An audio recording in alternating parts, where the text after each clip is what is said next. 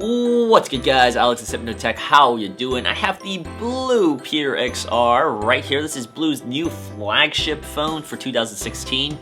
This is the successor to the Pure XL, which came out last year and was kind of a sleeper hit. Gave you some pretty good specs for a really decent price. And BLU is hoping to replicate this with the XR, the Pure XR. And this has a really interesting feature that we don't see on many phones nowadays. It's the 3D Touch, or Force Touch, whatever you want to call it. We only have it on a couple phones, Huawei and iPhones. So, $299, we have a 3D Touch feature on here. Is it worth it? Is this phone performing decently? We're gonna take a look at it right now, so roll that intro.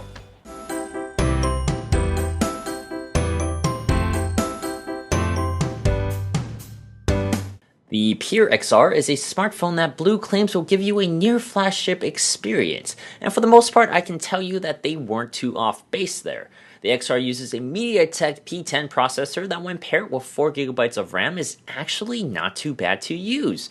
But it's the little things that BLU has included onto this phone, including the 64GB of internal storage and another 64GB of additional storage through the microSD card slot, that makes this phone kind of feel more like a bigger deal than it actually is.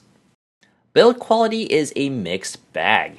While we do have an aluminium unibody, the quality of the build is questionable. When held next to other aluminium unibody phones like the OnePlus 3 or the Axon 7, you notice a significant drop-off in quality with the XR.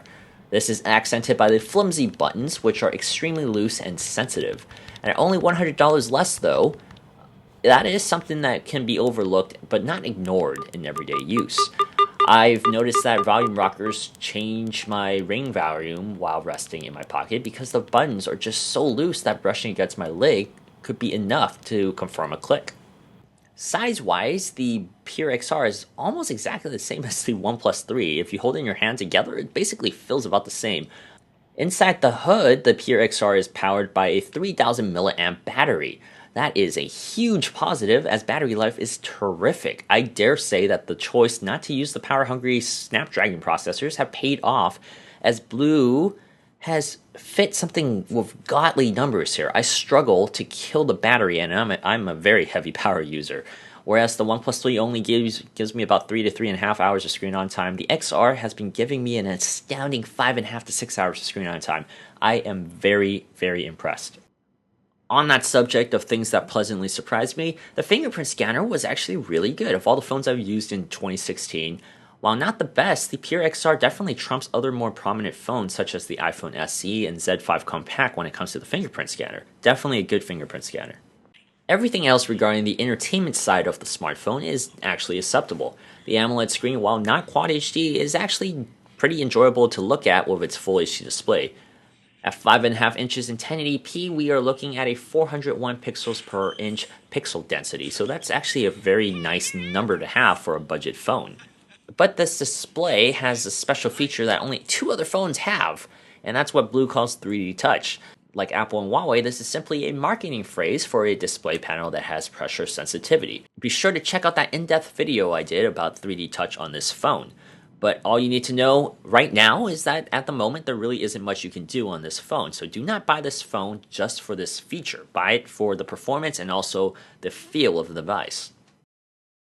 I really wish that BLU or Gionee could have squeezed in that MediaTek X20 or even the X10 processor into the Pure XR. But at least they gave us 4GB of RAM, because from previous experiences with the P10, if it has 2GB of RAM like this Xperia XA, the performance is just not on par. It's not that great. So, at least 4GB of RAM with the P10 is pretty usable, to say the least.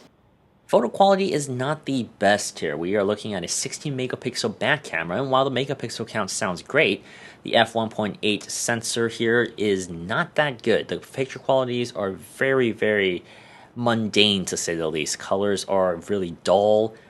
Photos are often out of focus, so it's just not a great experience here. We are looking at some low quality photos. The camera, also the video camera, only shoots 1080p. We don't have 4K, but we can kind of forgive that since this is a budget device, a $299 device. Without 4K, I can kind of understand that. The front camera is also very disappointing too. It's an 8 megapixel front camera, so the megapixel count sounds great. But once again here, the sensor's just not that great here because photos are very washed out. Lack of detail. There's a lot of lack of detail here in these photos. All in all, I think the Pure XR is a very decent phone. For $299, you can do much worse. To sum it up, we actually have pretty good hardware, decent hardware, not the best, but pretty decent. Performance, surprisingly, is good. I mean, I'm actually really surprised that the performance is this good. While using the phone, I never once thought I want to pop up that SIM card and throw it onto my OnePlus 3 because I'm missing out on a flagship experience. I'm missing that flagship feel. For the most part, this has given me a pretty good performance, so I never once missed out on a flagship performance.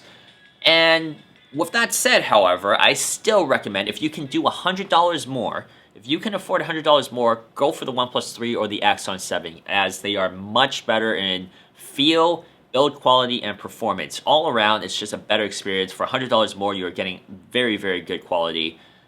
This is just decent quality, so if you can do $100 more, I highly recommend it. But for $299, for this price point, if you have to hit this price point, you can do much worse. And this is actually a very serviceable phone as long as you're not expecting updates. But once again, my name is Alex with Step No Tech. Thank you guys for watching. Be sure to subscribe, like the video, and leave me a comment. Tell me what you think of 3D Touch. Do you think this is just a gimmick? You think it's still just a gimmick?